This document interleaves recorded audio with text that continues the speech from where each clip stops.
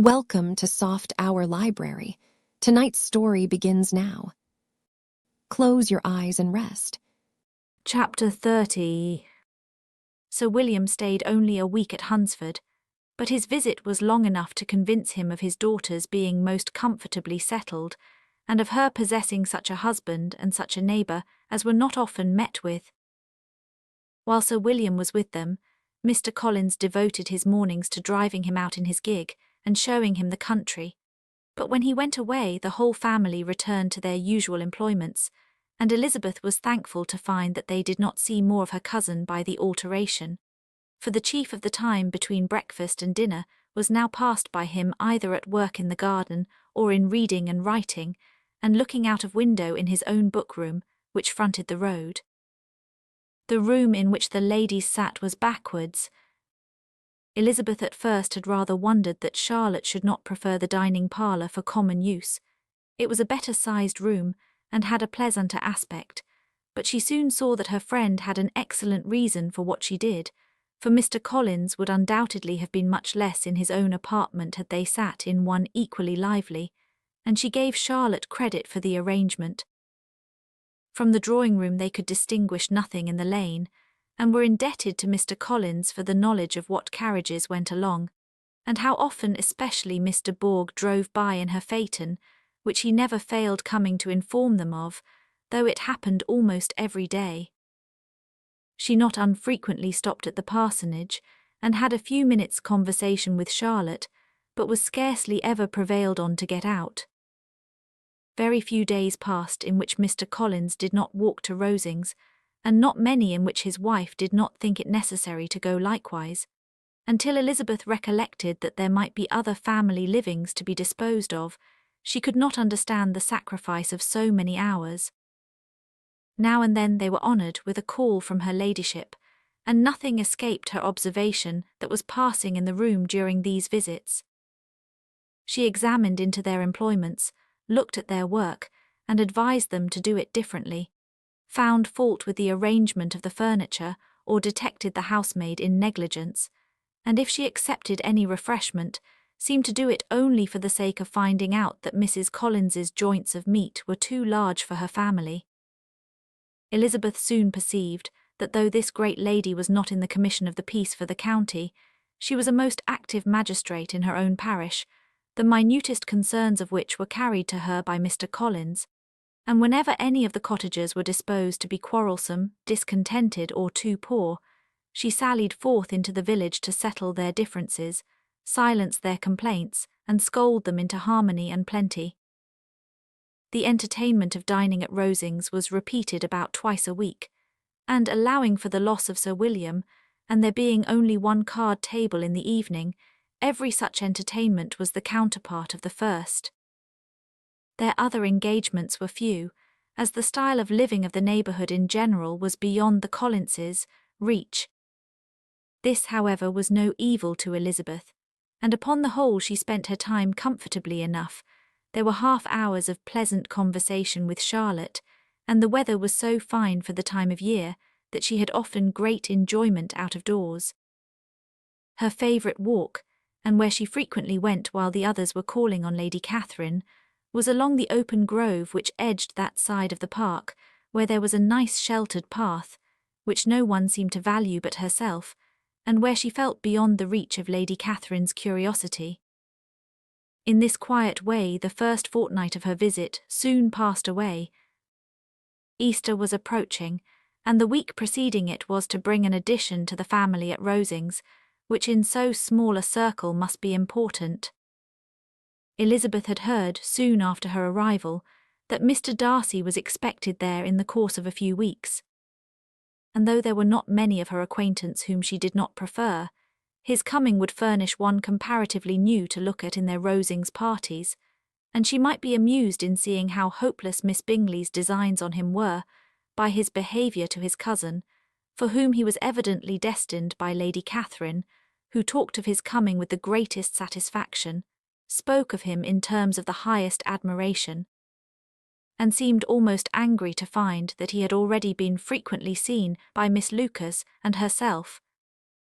His arrival was soon known at the parsonage, for Mr. Collins was walking the whole morning within view of the lodges opening into Hunsford Lane in order to have the earliest assurance of it, and after making his bow as the carriage turned into the park, hurried home with the great intelligence. On the following morning he hastened to Rosings to pay his respects. There were 2 nephews of Lady Catherine to require them, for Mr. Darcy had brought with him a Colonel Fitzwilliam, the younger son of his uncle, Lord, and, to the great surprise of all the party, when Mr. Collins returned, the gentlemen accompanied him. Charlotte had seen them from her husband's room, crossing the road and immediately running into the other, told the girls what an honour they might expect, adding, "I may thank you, Eliza, for this piece of civility. Mr. Darcy would never have come so soon to wait upon me." Elizabeth had scarcely time to disclaim all right to the compliment before their approach was announced by the doorbell, and shortly afterwards the 3 gentlemen entered the room. Colonel Fitzwilliam, who led the way, was about 30, not handsome, but in person and address most truly the gentleman. Mr. Darcy looked just as he had been used to look in Hertfordshire, paid his compliments with his usual reserve to Mrs. Collins, and whatever might be his feelings towards her friend, met her with every appearance of composure. Elizabeth merely courtesied to him without saying a word. Colonel Fitzwilliam entered into conversation directly, with the readiness and ease of a well-bred man, and talked very pleasantly, but his cousin, after having addressed a slight observation on the house and garden to Mrs. Collins, sat for some time without speaking to anybody. At length, however, his civility was so far awakened as to inquire of Elizabeth after the health of her family. She answered him in the usual way, and after a moment's pause added, "My eldest sister has been in town these 3 months. Have you never happened to see her there?" She was perfectly sensible that he never had, but she wished to see whether he would betray any consciousness of what had passed between the Bingleys and Jane, and she thought he looked a little confused as he answered that he had never been so fortunate as to meet Miss Bennet. The subject was pursued no further, and the gentlemen soon afterwards went away. Chapter 31. Colonel Fitzwilliam's manners were very much admired at the parsonage, and the ladies all felt that he must add considerably to the pleasure of their engagements at Rosings. It was some days, however, before they received any invitation thither, for while there were visitors in the house they could not be necessary, and it was not till Easter Day, almost a week after the gentlemen's arrival, that they were honoured by such an attention, and then they were merely asked on leaving church to come there in the evening. For the last week they had seen very little of either Lady Catherine or her daughter. Colonel Fitzwilliam had called at the parsonage more than once during the time, but Mr. Darcy they had only seen at church. The invitation was accepted, of course, and at a proper hour they joined the party in Lady Catherine's drawing-room. Her ladyship received them civilly, but it was plain that their company was by no means so acceptable as when she could get nobody else, and she was, in fact, almost engrossed by her nephews, speaking to them, especially to Darcy, much more than to any other person in the room. Colonel Fitzwilliam seemed really glad to see them. Anything was a welcome relief to him at Rosings, and Mrs. Collins's pretty friend had, moreover, caught his fancy very much. He now seated himself by her, and talked so agreeably of Kent and Hertfordshire, of travelling and staying at home, of new books and music, that Elizabeth had never been half so well entertained in that room before, and they conversed with so much spirit and flow as to draw the attention of Lady Catherine herself, as well as of Mr. Darcy. His eyes had been soon and repeatedly turned towards them with a look of curiosity, and that her ladyship, after a while, shared the feeling was more openly acknowledged, for she did not scruple to call out, "What is that you are saying, Fitzwilliam? What is it you are talking of? What are you telling Miss Bennet? Let me hear what it is." "We were talking of music, madam," said he, when no longer able to avoid a reply. "Of music, then pray speak aloud. It is of all subjects my delight. I must have my share in the conversation, if you are speaking of music. There are few people in England, I suppose, who have more true enjoyment of music than myself, or a better natural taste. If I had ever learnt, I should have been a great proficient. And so would Anne, if her health had allowed her to apply. I am confident that she would have performed delightfully. How does Georgiana get on, Darcy? Mr. Darcy spoke with affectionate praise of his sister's proficiency. I am very glad to hear such a good account of her, said Lady Catherine, and pray tell her from me that she cannot expect to excel if she does not practice a great deal. I assure you, madam, he replied, that she does not need such advice. She practices very constantly.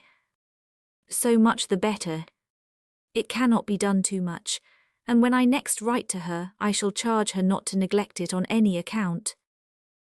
I often tell young ladies that no excellence in music is to be acquired without constant practice. I have told Miss Bennet several times that she will never play really well unless she practices more, and though Mrs. Collins has no instrument, she is very welcome, as I have often told her, to come to Rosings every day and play on the pianoforte in Mrs. Jenkinson's room. She would be in nobody's way, you know, in that part of the house. Mr. Darcy looked a little ashamed of his aunt's ill-breeding, and made no answer. When coffee was over, Colonel Fitzwilliam reminded Elizabeth of having promised to play to him, and she sat down directly to the instrument. He drew a chair near her. Lady Catherine listened to half a song, and then talked as before to her other nephew, till the latter walked away from her, and moving with his usual deliberation towards the pianoforte, stationed himself so as to command a full view of the fair performer's countenance. Elizabeth saw what he was doing, and at the first convenient pause turned to him with an arch smile, and said, "You mean to frighten me, Mr. Darcy, by coming in all this state to hear me. But I will not be alarmed, though your sister does play so well. There is a stubbornness about me that never can bear to be frightened at the will of others. My courage always rises with every attempt to intimidate me." "I shall not say that you are mistaken," he replied, "because you could not really believe me to entertain any design of alarming you, and I have had the pleasure of your acquaintance long enough to know that you find great enjoyment in occasionally professing opinions which in fact are not your own." Elizabeth laughed heartily at this picture of herself, and said to Colonel Fitzwilliam, "Your cousin will give you a very pretty notion of me, and teach you not to believe a word I say. I am particularly unlucky in meeting with a person so well able to expose my real character, in a part of the world where I had hoped to pass myself off with some degree of credit. Indeed, Mr. Darcy, it is very ungenerous in you to mention all that you knew to my disadvantage in Hertfordshire and, give me leave to say, very impolitic too, for it is provoking me to retaliate, and such things may come out as will shock your relations to hear." "I am not afraid of you," said he smilingly. "Pray let me hear what you have to accuse him of," cried Colonel Fitzwilliam. "I should like to know how he behaves among strangers." "You shall hear, then, but prepare for something very dreadful. The first time of my ever seeing him in Hertfordshire, you must know, was at a ball, and at this ball, what do you think he did? He danced only 4 dances. I am sorry to pain you, but so it was. He danced only 4 dances, though gentlemen were scarce, and to my certain knowledge more than one young lady was sitting down in want of a partner. Mr. Darcy, you cannot deny the fact. I had not at that time the honour of knowing any lady in the assembly beyond my own party. True, and nobody can ever be introduced in a ballroom. Well, Colonel Fitzwilliam, what do I play next? My fingers wait your orders." "Perhaps," said Darcy, "I should have judged better had I sought an introduction, but I am ill qualified to recommend myself to strangers." "Shall we ask your cousin the reason of this?" said Elizabeth, still addressing Colonel Fitzwilliam. "Shall we ask him why a man of sense and education, and who has lived in the world, is ill qualified to recommend himself to strangers?" I can answer your question, said Fitzwilliam, without applying to him. It is because he will not give himself the trouble. I certainly have not the talent which some people possess, said Darcy, of conversing easily with those I have never seen before. I cannot catch their tone of conversation or appear interested in their concerns, as I often see done. My fingers, said Elizabeth, do not move over this instrument in the masterly manner which I see so many women's do. They have not the same force or rapidity, and do not produce the same expression. But then I have always supposed it to be my own fault because I would not take the trouble of practicing. It is not that I do not believe my fingers as capable as any other woman, of superior execution. Darcy smiled and said, You are perfectly right. You have employed your time much better. No one admitted to the privilege of hearing you can think anything wanting. We neither of us perform to strangers. Here they were interrupted by Lady Catherine, who called out to know what they were talking of. Elizabeth immediately began playing again. Lady Catherine approached, and after listening for a few minutes said to Darcy, Miss Bennet would not play at all amiss if she practised more, and could have the advantage of a London master. She has a very good notion of fingering, though her taste is not equal to Anne's. Anne would have been a delightful performer, had her health allowed her to learn. Elizabeth looked at Darcy to see how cordially he assented to his cousin's praise, but neither at that moment nor at any other could she discern any symptom of love, and from the whole of his behaviour to Mr. Bourg she derived this comfort for Miss Bingley, that he might have been just as likely to marry her had she been his relation. Lady Catherine continued her remarks on Elizabeth's performance, mixing with them many instructions on execution and taste. Elizabeth received them with all the forbearance of civility, and at the request of the gentlemen remained at the instrument till her ladyship's carriage was ready to take them all home. Chapter 32. Elizabeth was sitting by herself the next morning, and writing to Jane, while Mrs. Collins and Maria were gone on business into the village, when she was startled by a ring at the door, the certain signal of a visitor. As she had heard no carriage, she thought it not unlikely to be Lady Catherine, and under that apprehension was putting away her half-finished letter, that she might escape all impertinent questions, when the door opened, and to her very great surprise Mr. Darcy, and Mr. Darcy only, entered the room. He seemed astonished too on finding her alone, and apologized for his intrusion, by letting her know that he had understood all the ladies to be within. They then sat down, and when her inquiries after Rosings were made, seemed in danger of sinking into total silence. It was absolutely necessary, therefore, to think of something, and in this emergency recollecting when she had seen him last in Hertfordshire, and feeling curious to know what he would say on the subject of their hasty departure, she observed, How very suddenly you all quitted Netherfield last November, Mr. Darcy. It must have been a most agreeable surprise to Mr. Bingley to see you all after him so soon, for, if I recollect right, he went but the day before. He and his sisters were well, I hope, when you left London. Perfectly so, I thank you. She found that she was to receive no other answer, and after a short pause added, I think I have understood that Mr. Bingley has not much idea of ever returning to Netherfield again. I have never heard him say so, but it is probable that he may spend very little of his time there in future. He has many friends, and he is at a time of life when friends and engagements are continually increasing. If he means to be but little at Netherfield, it would be better for the neighbourhood that he should give up the place entirely, for then we might possibly get a settled family there. But perhaps Mr. Bingley did not take the house so much for the convenience of the neighbourhood as for his own, and we must expect him to keep or quit it on the same principle. I should not be surprised, said Darcy, if he were to give it up as soon as any eligible purchase offers. Elizabeth made no answer. She was afraid of talking longer of his friend, and having nothing else to say, was now determined to leave the trouble of finding a subject to him. He took the hint and soon began with, "This seems a very comfortable house. Lady Catherine, I believe, did a great deal to it when Mr. Collins first came to Hunsford." "I believe she did, and I am sure she could not have bestowed her kindness on a more grateful object.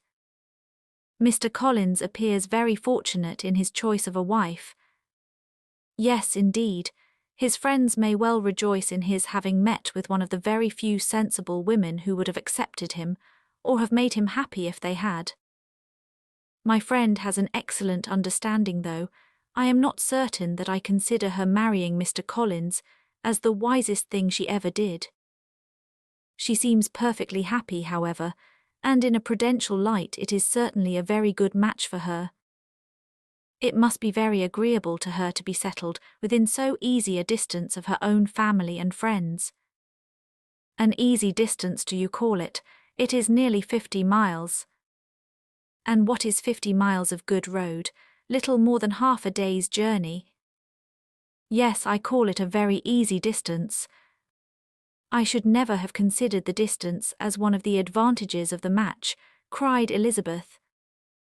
"I should never have said Mrs. Collins was settled near her family. It is a proof of your own attachment to Hertfordshire. Anything beyond the very neighbourhood of Longbourn, I suppose, would appear far." As he spoke there was a sort of smile, which Elizabeth fancied she understood. He must be supposing her to be thinking of Jane and Netherfield, and she blushed as she answered, "I do not mean to say that a woman may not be settled too near her family.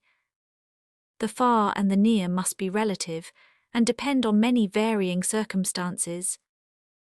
Where there is fortune to make the expense of travelling unimportant, distance becomes no evil. But that is not the case here.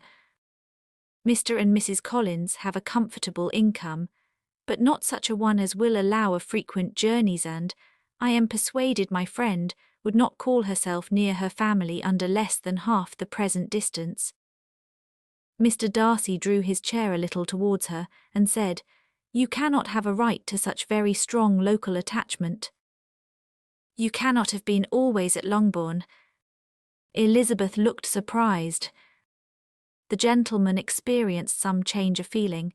He drew back his chair, took a newspaper from the table, and glancing over it said, in a colder voice, "Are you pleased with Kent?"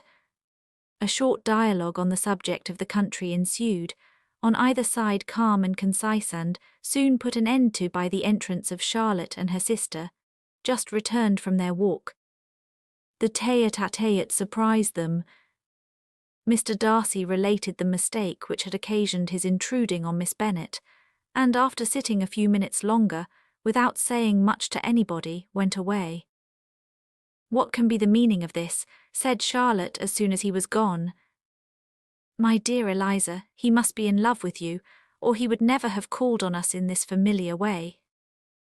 But when Elizabeth told of his silence, it did not seem very likely, even to Charlotte's wishes, to be the case, and after various conjectures, they could at last only suppose his visit to proceed from the difficulty of finding anything to do, which was the more probable from the time of year. All field sports were over. Within doors there was Lady Catherine, books, and a billiard table, but gentlemen cannot be always within doors, and in the nearness of the parsonage, or the pleasantness of the walk to it, or of the people who lived in it, the two cousins found a temptation from this period of walking thither almost every day. They called at various times of the morning, sometimes separately, sometimes together, and now and then accompanied by their aunt. It was plain to them all that Colonel Fitzwilliam came because he had pleasure in their society, a persuasion which of course recommended him still more, and Elizabeth was reminded by her own satisfaction in being with him, as well as by his evident admiration of her former favourite, George Wickham, and though in comparing them she saw there was less captivating softness in Colonel Fitzwilliam's manners, she believed he might have the best informed mind. But why Mr. Darcy came so often to the parsonage, it was more difficult to understand. It could not be for society, as he frequently sat there 10 minutes together without opening his lips, and when he did speak, it seemed the effect of necessity rather than of choicer sacrifice to propriety, not a pleasure to himself. He seldom appeared really animated. Mrs. Collins knew not what to make of him. Colonel Fitzwilliam's occasionally laughing at his stupidity proved that he was generally different, which her own knowledge of him could not have told her, and as she would have liked to believe this changed the effect of love and the object of that love her friend Eliza, she set herself seriously to work to find it out. She watched him whenever they were at Rosings and whenever he came to Hunsford, but without much success.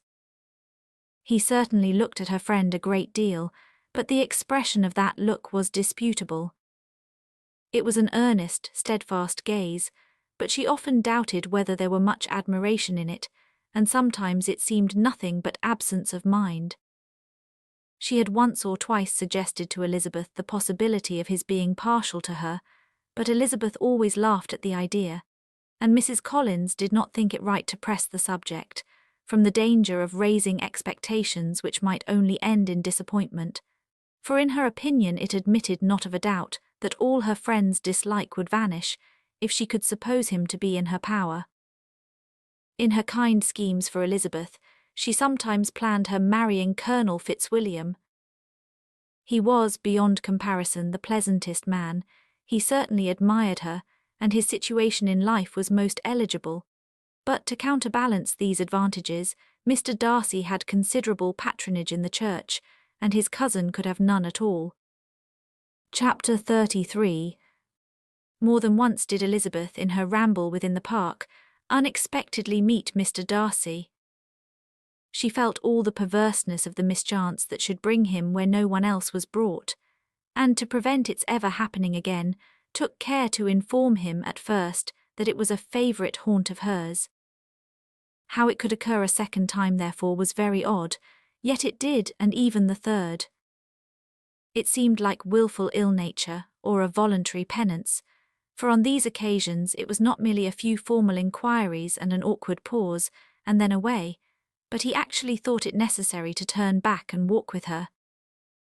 He never said a great deal, nor did she give herself the trouble of talking or of listening much, but it struck her in the course of their third encounter that he was asking some odd, unconnected questions about her pleasure in being at Hunsford, her love of solitary walks, and her opinion of Mr. and Mrs. Collins's happiness, and that in speaking of Rosings and her not perfectly understanding the house, he seemed to expect that whenever she came into Kent again she would be staying there too. His words seemed to imply it. Could he have Colonel Fitzwilliam in his thoughts? She supposed if he meant anything, he must mean an allusion to what might arise in that quarter. It distressed her a little, and she was quite glad to find herself at the gate in the Pales opposite the parsonage. She was engaged one day, as she walked, in reperusing Jane's last letter, and dwelling on some passages which proved that Jane had not written in spirits, when, instead of being again surprised by Mr. Darcy, she saw on looking up that Colonel Fitzwilliam was meeting her. Putting away the letter immediately, and forcing a smile, she said, "I did not know before that you ever walked this way."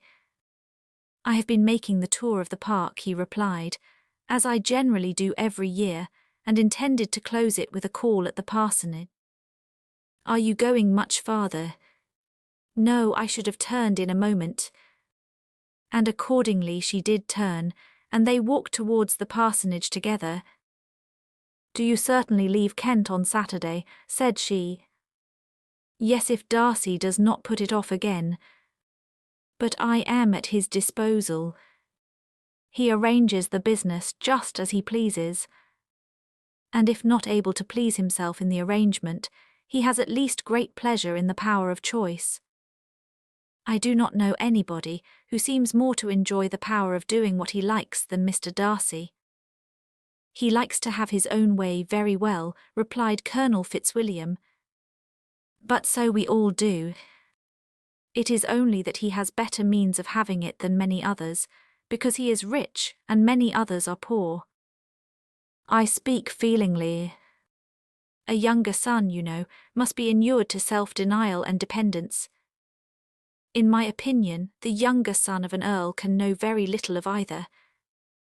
Now, seriously, what have you ever known of self-denial and dependence?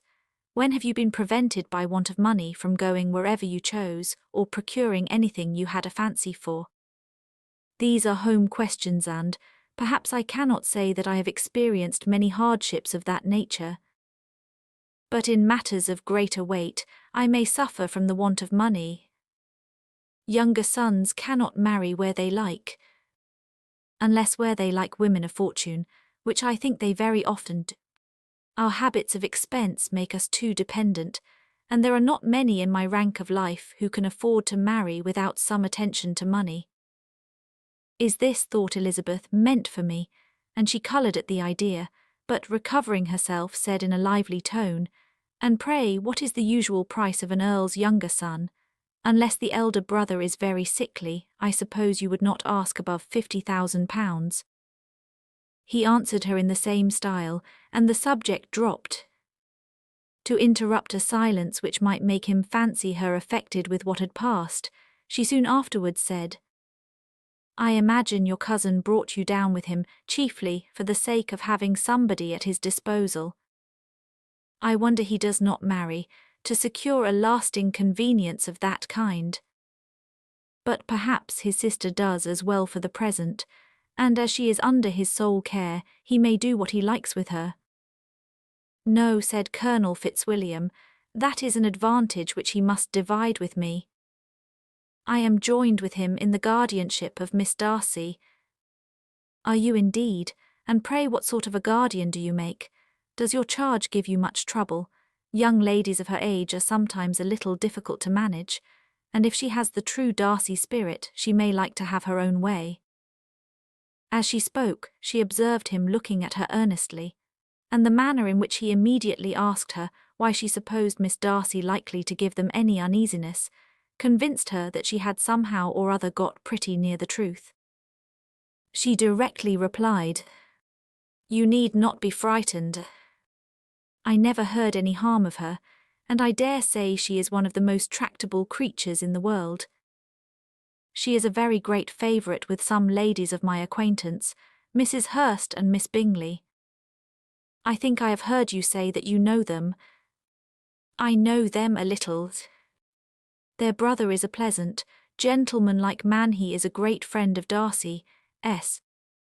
"Oh yes," said Elizabeth dryly, "Mr. Darcy is uncommonly kind to Mr. Bingley, and takes a prodigious deal of care of him." "Care of him, yes, I really believe Darcy does take care of him in those points where he most wants care. From something that he told me in our journey hither, I have reason to think Bingley very much indebted to him. But I ought to beg his pardon, for I have no right to suppose that Bingley was the person meant. It was all conjecture." "What is it you mean?" "It is a circumstance which Darcy, of course, could not wish to be generally known, because if it were to get round to the lady's family, it would be an unpleasant thing. You may depend upon my not mentioning it. And remember that I have not much reason for supposing it to be Bingley. What he told me was merely this, that he congratulated himself on having lately saved a friend from the inconveniences of a most imprudent marriage, but without mentioning names or any other particulars, and I only suspected it to be Bingley from believing him the kind of young man to get into a scrape of that sort, and from knowing them to have been together the whole of last summer." "Did Mr. Darcy give you his reasons for this interference?" "I understood that there were some very strong objections against the lady."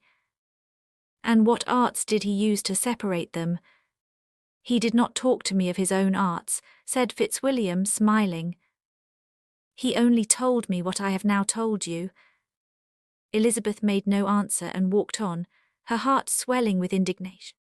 After watching her a little, Fitzwilliam asked her why she was so thoughtful. "I am thinking of what you have been telling me," said she. "Your cousin's conduct does not suit my feelings. Why was he to be the judge? You are rather disposed to call his interference officious." I do not see what right Mr. Darcy had to decide on the propriety of his friend's inclination, or why, upon his own judgment alone, he was to determine and direct in what manner that friend was to be happy. But she continued, recollecting herself, as we know none of the particulars, it is not fair to condemn him. It is not to be supposed that there was much affection in the case. That is not an unnatural surmise, said Fitzwilliam, but it is lessening the honour of my cousin's triumph very sadly. This was spoken jestingly, but it appeared to her so just a picture of Mr. Darcy that she would not trust herself with an answer, and therefore, abruptly changing the conversation, talked on indifferent matters till they reached the parsonage. There, shut into her own room, as soon as their visitor left them, she could think without interruption of all that she had heard. It was not to be supposed that any other people could be meant than those with whom she was connected. There could not exist in the world two men over whom Mr. Darcy could have such boundless influence. That he had been concerned in the measures taken to separate Mr. Bingley and Jane, she had never doubted, but she had always attributed to Miss Bingley the principal design and arrangement of them. If his own vanity, however, did not mislead him, he was the cause his pride and caprice were the cause of all that Jane had suffered, and still continued to suffer. He had ruined for a while every hope of happiness for the most affectionate, generous heart in the world, and no one could say how lasting an evil he might have inflicted. There were some very strong objections against the lady, were Colonel Fitzwilliam's words, and these strong objections probably were, her having one uncle who was a country attorney, and another who was in business in London. To Jane herself she exclaimed, there could be no possibility of objection, all loveliness and goodness as she is, her understanding excellent, her mind improved, and her manners captivating. Neither could anything be urged against my father, who, though with some peculiarities, has abilities which Mr. Darcy himself need not disdain, and respectability which he will probably never reach. When she thought of her mother, indeed, her confidence gave way a little, but she would not allow that any objections there had material weight with Mr. Darcy, whose pride, she was convinced, would receive a deeper wound from the want of importance in his friends' connections than from their want of sense, and she was quite decided at last that he had been partly governed by this worst kind of pride, and partly by the wish of retaining Mr. Bingley for his sister. The agitation and tears which the subject occasioned brought on a headache, and it grew so much worse towards the evening that, added to her unwillingness to see Mr. Darcy, it determined her not to attend her cousins to Rosings, where they were engaged to drink tea.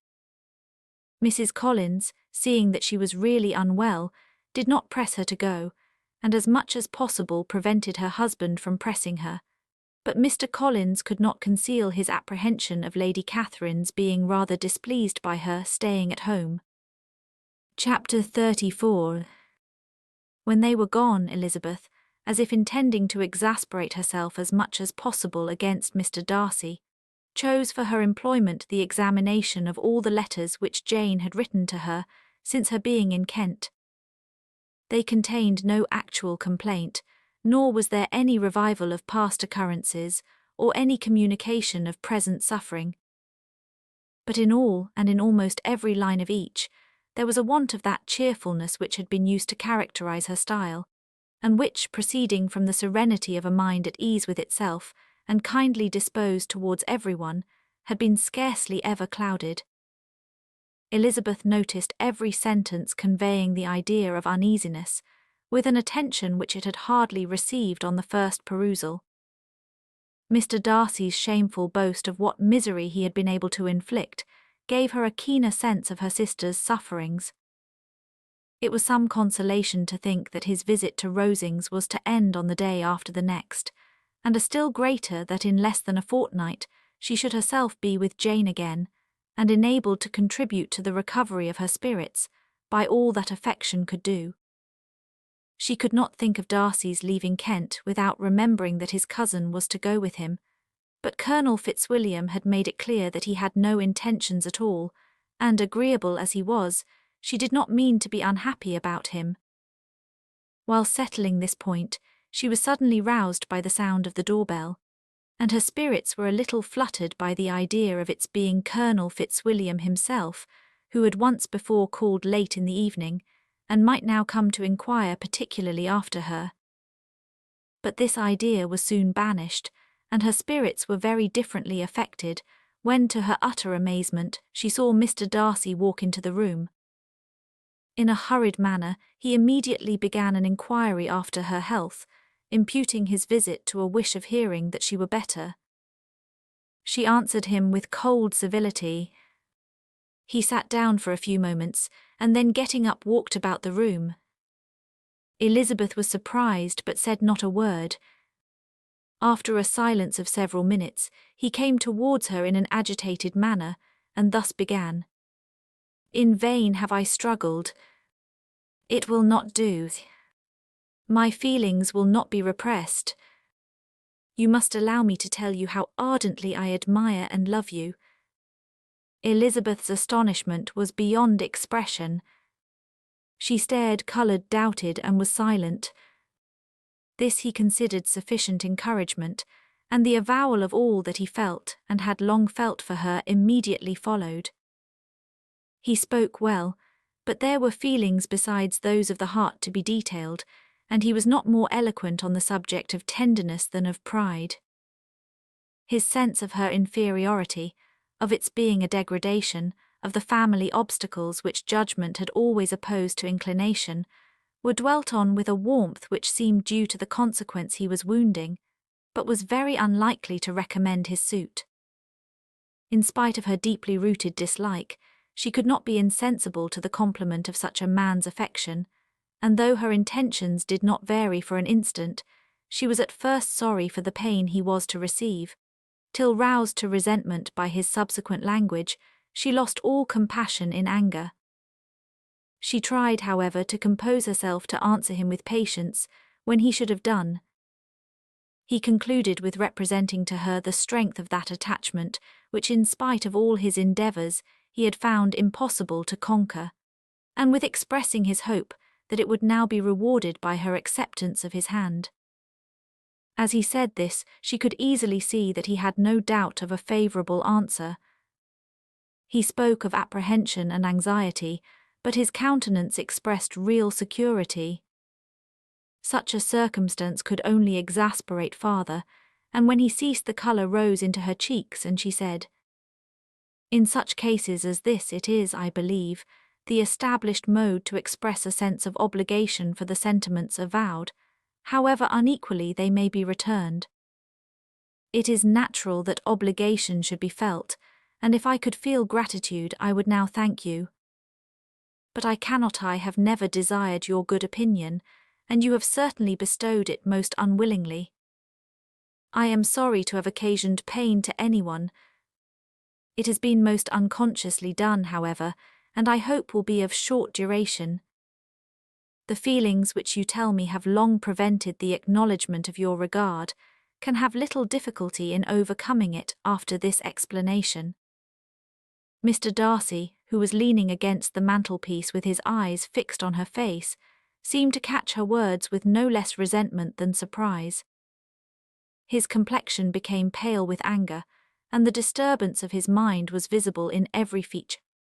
He was struggling for the appearance of composure, and would not open his lips till he believed himself to have attained it. The pause was to Elizabeth's feelings dreadful. At length, in a voice of forced calmness, he said, "And this is all the reply which I am to have the honour of expecting. I might perhaps wish to be informed why, with so little endeavour at civility, I am thus rejected. But it is of small importance."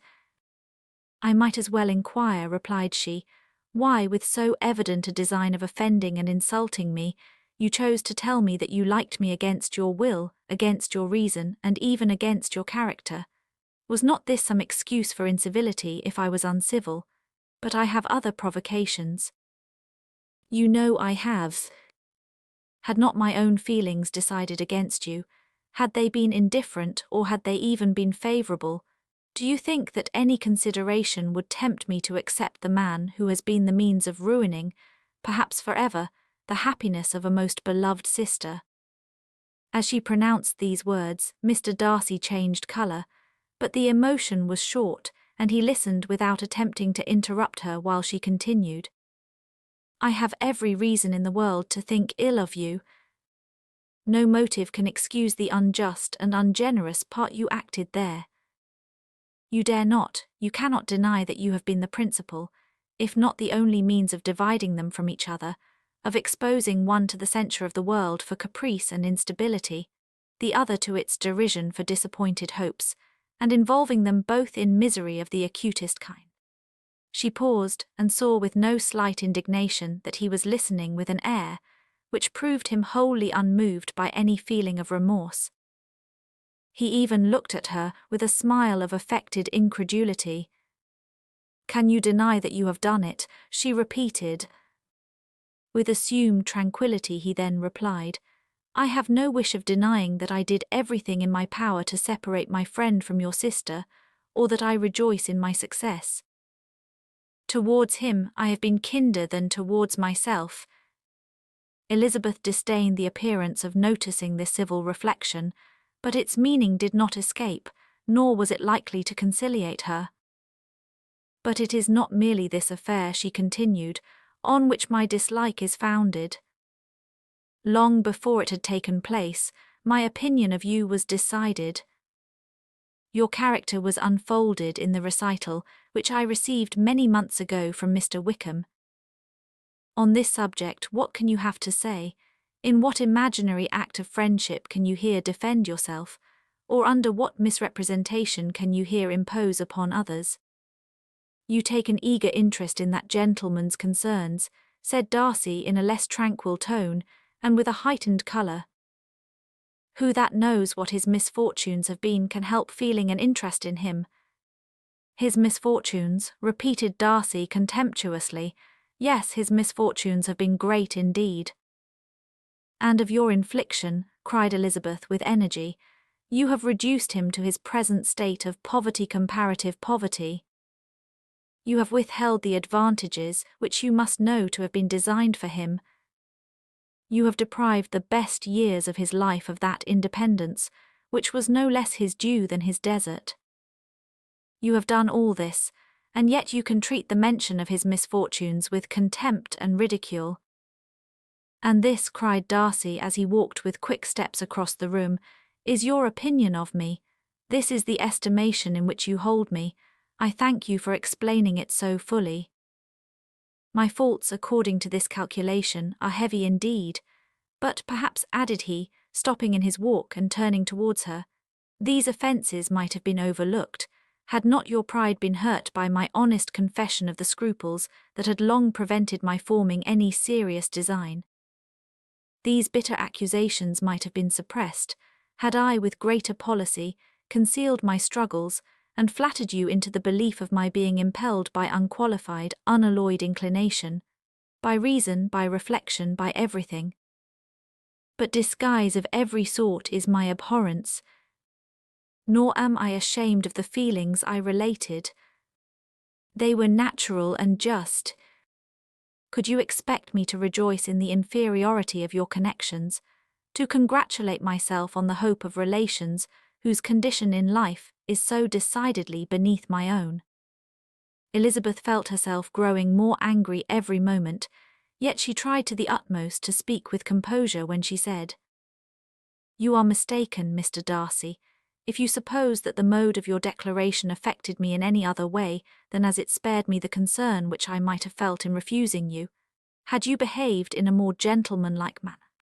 She saw him start at this, but he said nothing, and she continued, "You could not have made me the offer of your hand in any possible way that would have tempted me to accept it." Again his astonishment was obvious, and he looked at her with an expression of mingled incredulity and mortification. She went on, "From the very beginning, from the first moment, I may almost say, of my acquaintance with you, your manners impressing me with the fullest belief of your arrogance, your conceit, and your selfish disdain of the feelings of others, were such as to form that groundwork of disapprobation, on which succeeding events have built so immovable a dislike. and I had not known you a month before I felt that you were the last man in the world whom I could ever be prevailed on to marry. You have said quite enough, madam. I perfectly comprehend your feelings, and have now only to be ashamed of what my own have been. Forgive me for having taken up so much of your time, and accept my best wishes for your health and happiness.